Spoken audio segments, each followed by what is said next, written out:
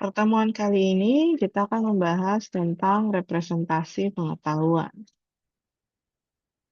Jadi sesuatu yang terwujud dalam jiwa dan pikiran seorang itu karena ada reaksi, sentuhan, dan hubungan dengan lingkungan dan alam sekitar itu kita sebut dengan pengetahuan atau knowledge. Nah, knowledge juga adalah fakta atau keadaan yang timbul karena suatu pengalaman. Nah, bagaimana kita menyajikan pengetahuan tersebut?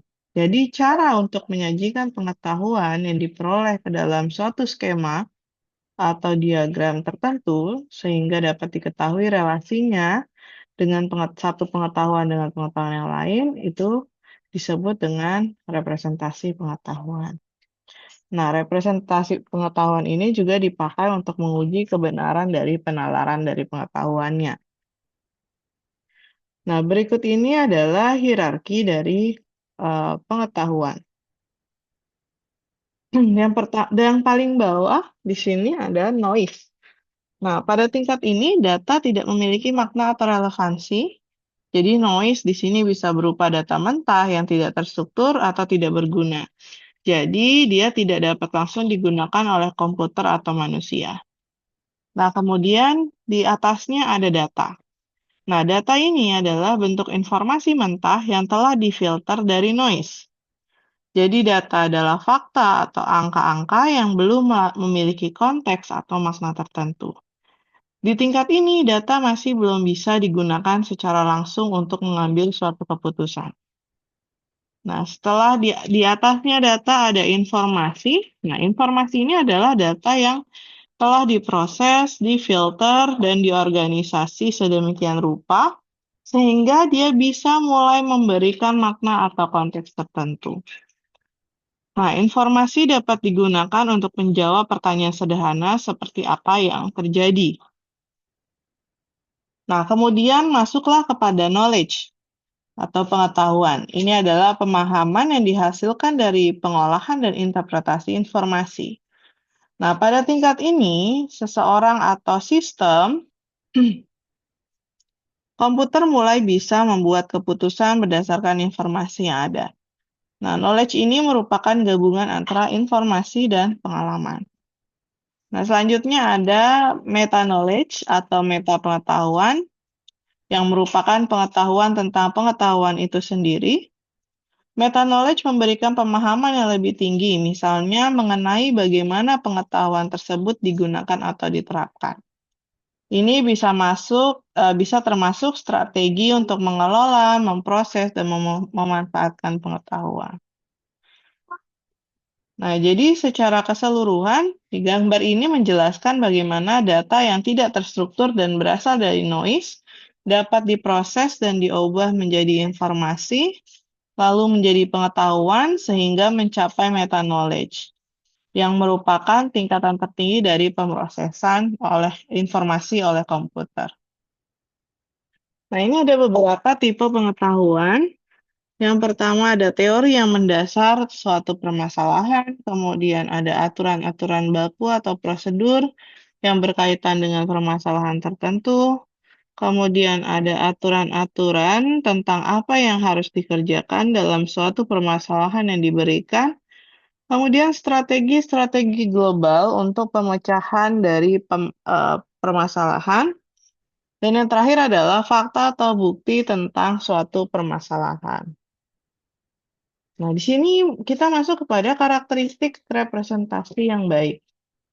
Yang pertama, dapat mengemukakan hal secara eksplisit, kemudian membuat masalah menjadi lebih transparan, komplit, dan efisien. Dan terakhir, dapat menampilkan batasan-batasan alami yang ada. Nah, ada beberapa jenis representasi pengetahuan. Yang pertama ada representasi network, ya, di mana dia menangkap pengetahuan sebagai graf, di mana simpul-simpulnya menggambarkan objek atau konsep permasalahan yang sedang dihadapi. Dan edge, nah edge ini adalah menggambarkan hubungan, relasi ya, atau asosiasi antar simpul. Kemudian ada representasi logika, dia menggunakan ekspresi dan logika formal untuk merepresentasikan basis pengetahuan. Kemudian ada representasi terstruktur, dia memperluas network dengan cara membuat setiap simpul menjadi sebuah struktur data yang kompleks. Ya, kemudian ada representasi prosedural, dia menggambarkan pengetahuan bagi sekumpulan instruksi untuk memecahkan permasalahan. Kemudian ada representasi lainnya seperti fuzzy, jaringan saraf tiruan, dan algoritma genetika. Nah, pertama di sini kita akan membahas sedikit tentang jaringan semantik. Ya, jadi salah satu tadi jenis representasi adalah jaringan, salah satunya ada jaringan semantik. Jadi jaringan semantik ini adalah model representasi pengetahuan dalam bentuk grafis yang digunakan untuk menghubungkan hubungan antara konsep atau entitas dalam sebuah domain pengetahuan. Nah, jaringan semantik ini ada konsep-konsep yang diwakili oleh node atau simpul atau titik, sedangkan hubungan antara konsep tersebut diwakili oleh garis penghubung atau edge.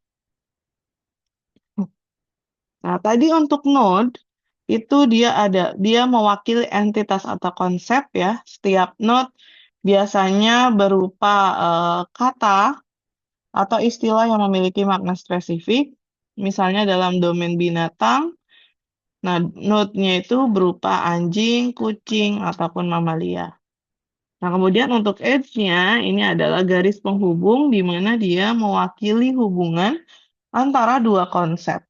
Ya, jadi hubungan ini dapat berupa berbagai jenis relasi seperti relasi hierarki, misalnya adalah, atau misal sifat atau atribut ya, misalnya memiliki atau tindakan, misalnya makan atau minum dan sebagainya. Contohnya, sini hubungan antara kucing dan mamalia. Nah, dapat ditunjukkan oleh edge-nya yang menyatakan bahwa kucing adalah mamalia, seperti itu. Nah, kita lihat contoh dari jaringan semantik pada gambar di bawah gambar di PPT. Ya, jadi di sini ini ada representasi grafis ya. Nah, di sini kita lihat contohnya misal pada Tias ya, di sini Tias Tias di sini adalah pusat dari jaringan semantik ini ya. Dia berhubungan dengan mahasiswi. Ya, di situ berarti Tias merupakan mahasiswa. Tias adalah mahasiswa. Ya, kemudian di sini Tias pergi sekolah, kuliah. Di sini adalah tindakan ya, hubungannya adalah tindakan. Kemudian Tias suka barang, seperti itu. Kemudian ada juga misalnya Rudi. Nah, di sini Tias dan Rudi dia adalah kekasih, seperti itu. Rudi memelihara kucing dan sebagainya. Ya, jadi tanpa hubungan, pengetahuan hanyalah kumpulan fakta yang tidak memiliki makna. Seperti itu. Nah, selanjutnya adalah frame. Nah, frame di sini dia merepresentasikan pengetahuan yang didasarkan pada karakteristik yang sudah dikenali dan merupakan pengalaman-pengalaman.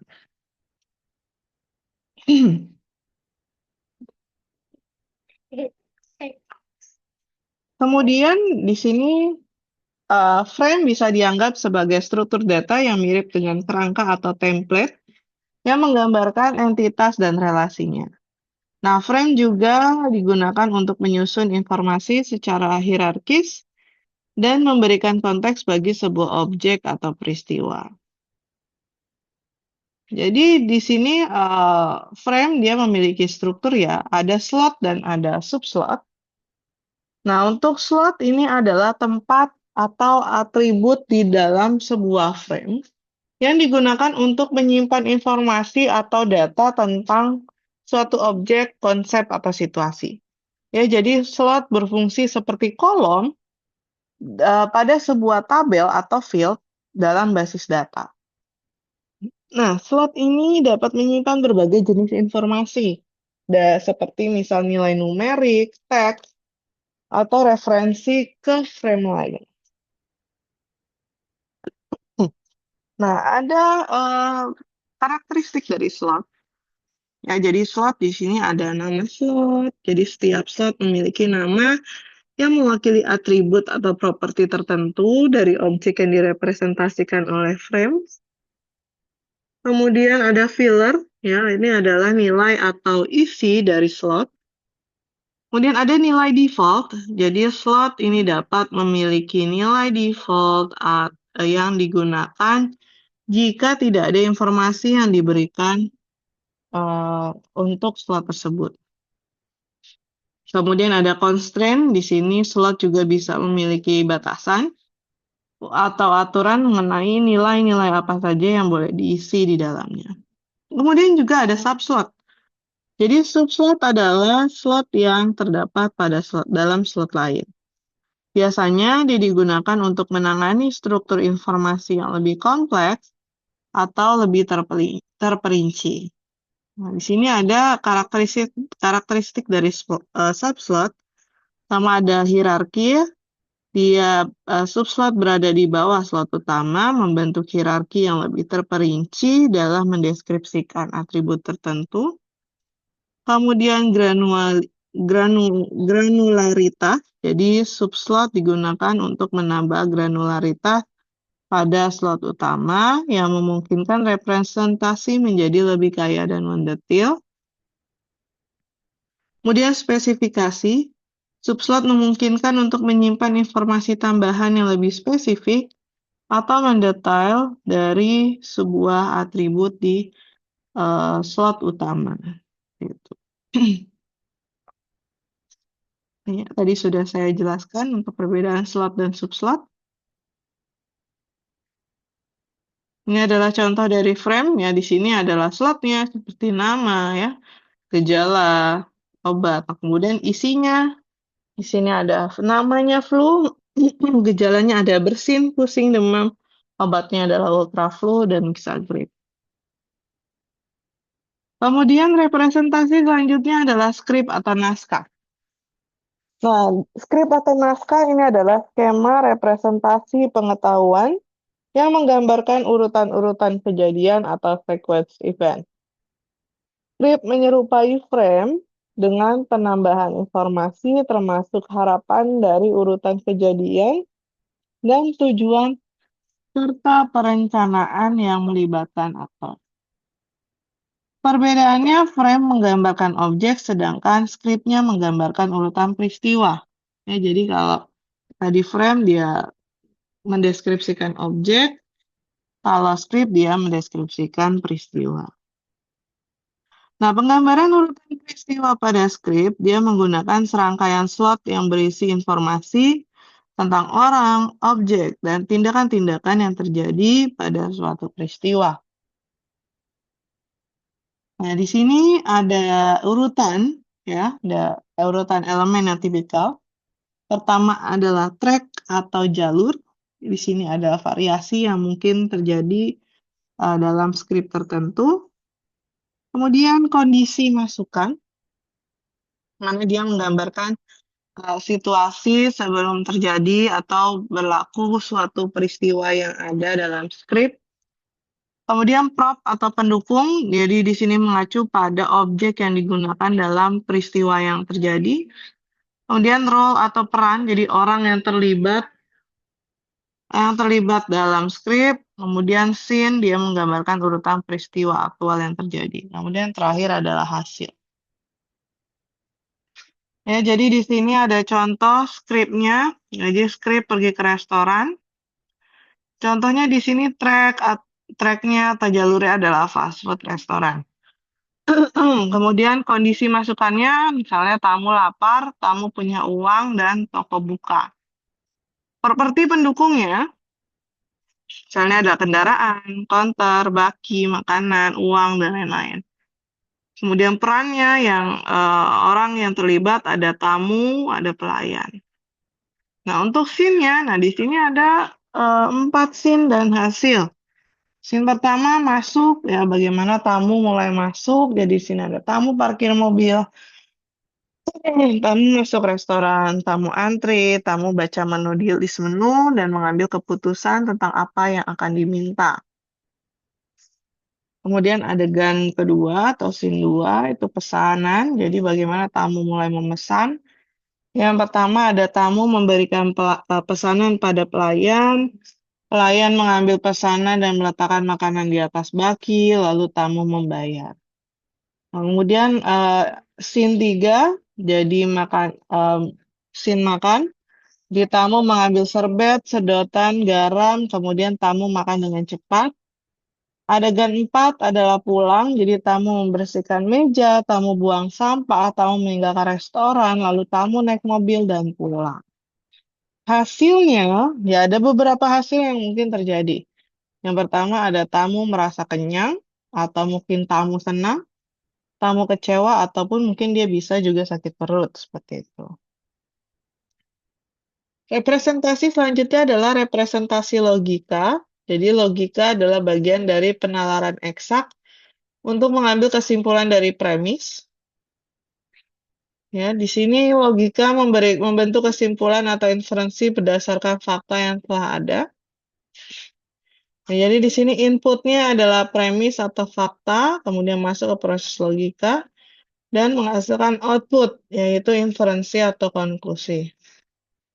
Nah, penalaran di sini ada penalaran deduktif, yaitu penalaran umum ke khusus.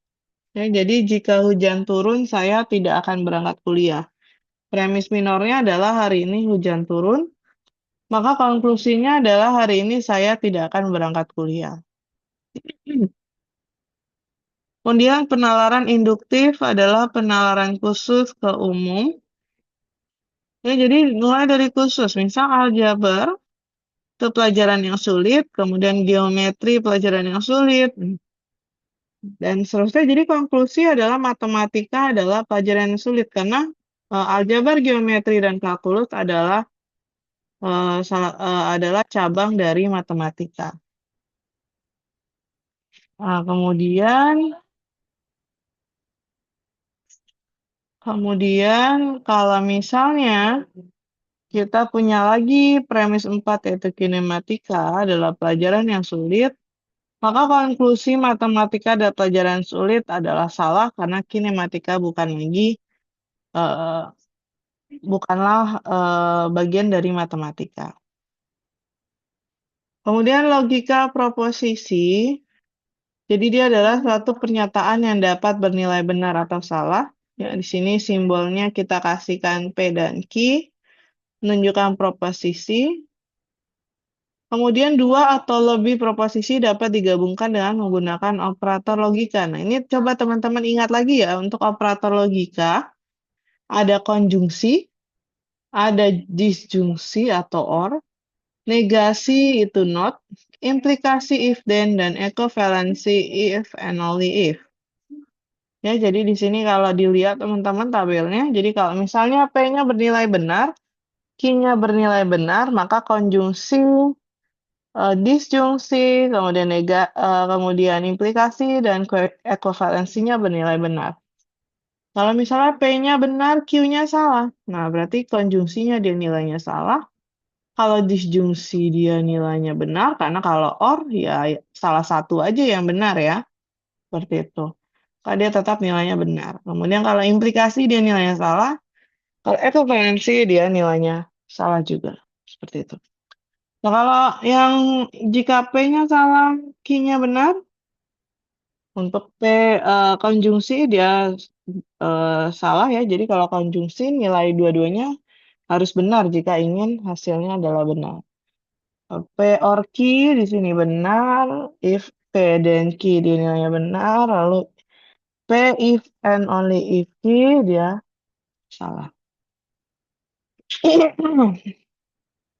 Kalau misalnya PQ yang sama-sama salah, konjungsinya salah, disjungsi salah, implikasinya dia benar, dan ekovalensinya dia benar.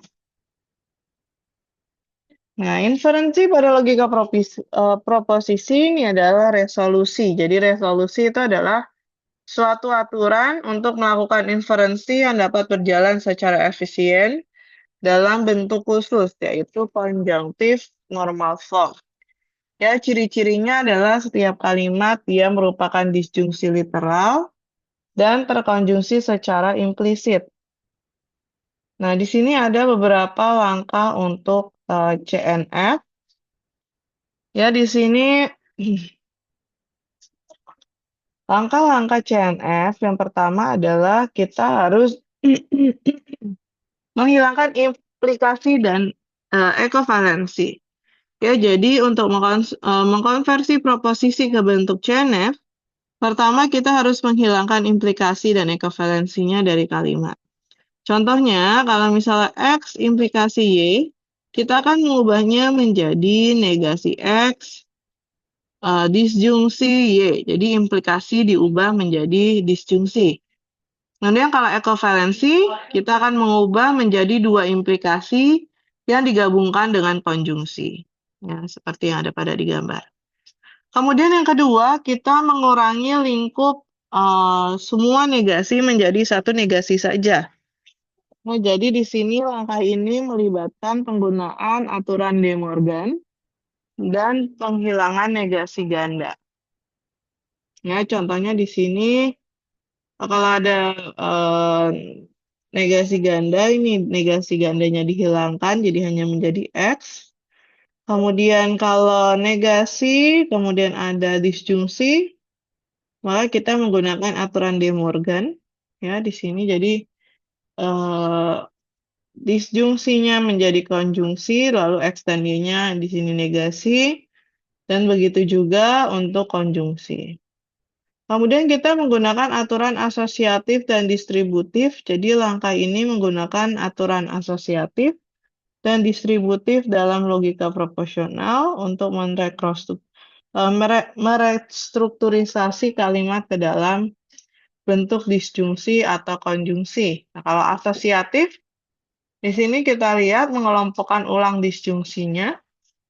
Ya, di sini yang tadinya A disjungsi B, jadi A disjungsi, B disjungsi C. Kemudian kalau untuk distributif, jadi disjungsinya terhadap konjungsi.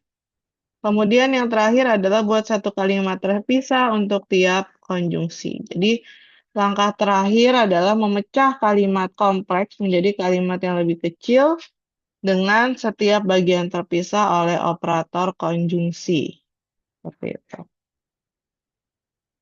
Kemudian prosedur untuk membuktikan bahwa proposisi P dengan beberapa aksioma F yang telah diketahui dengan resolusi dapat dilakukan melalui algoritma pertama.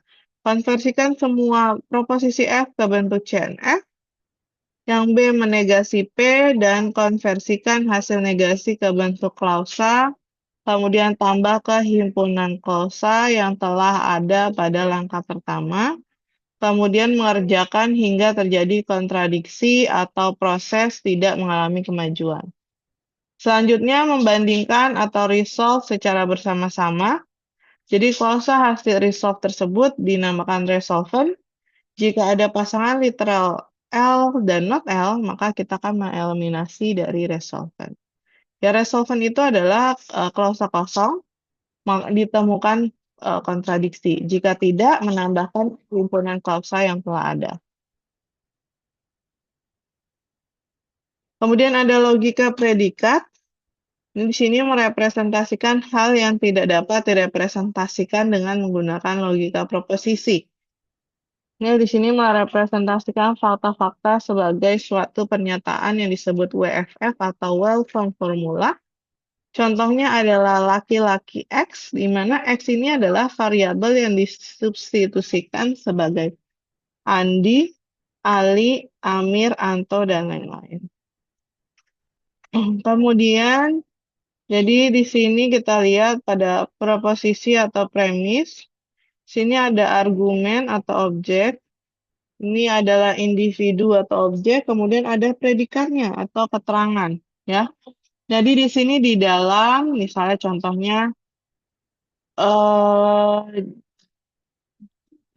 mahasiswa berada di dalam kelas. Nah, di dalam ini adalah predikat atau keterangan. Kemudian mahasiswa dan kelas ini adalah argumen atau objek, seperti itu.